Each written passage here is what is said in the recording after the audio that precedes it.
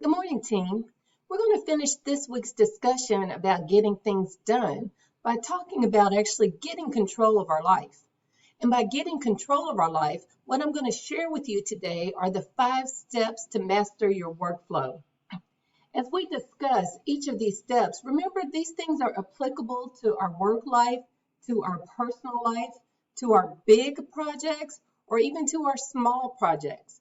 We get in the mindset of evaluating and reviewing the things that come into our mind space, and we actually can become more effective and efficient, and it will become more natural. The first step is just that we have to capture what has our attention. All that stuff in our mind, we have to get it out. I always refer to it as the mind dump. I sit down and anything that I think of that I need to do, that I might need to do, that I wanted to do, that I wanted to look into, that I forgot to do, all of those things go onto one master list. Get it out of your head, dump it.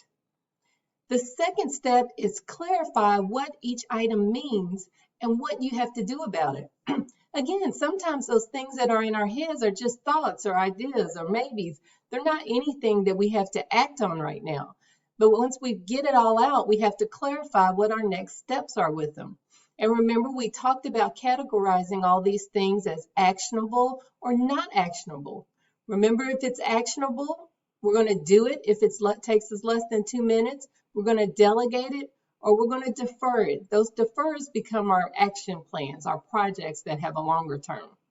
If it's non-actionable, we're going to trash it. We're going to incubate it, put those ideas that are maybe, sort of, someday on a list so that we know we have access to them, but they're not taking up space in our mind.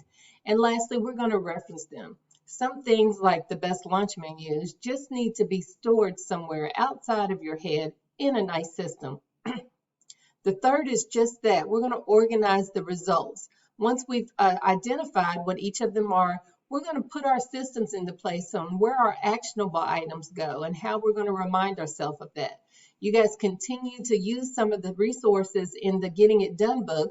In the next chapters, it's really defined on what your system could look like. But most importantly, the most successful system is the one that you would use, the one that works for you. So try not to overcomplicate it unless you like overcomplicated things, right?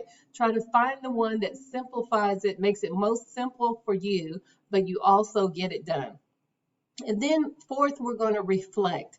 Now that we have this list and we've organized it, does it reflect, does it align with the goals that we've set for this year?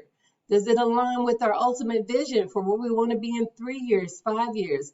If everything on our list is related to, I don't know, related to all our hobbies and fun and or health related things, that's great.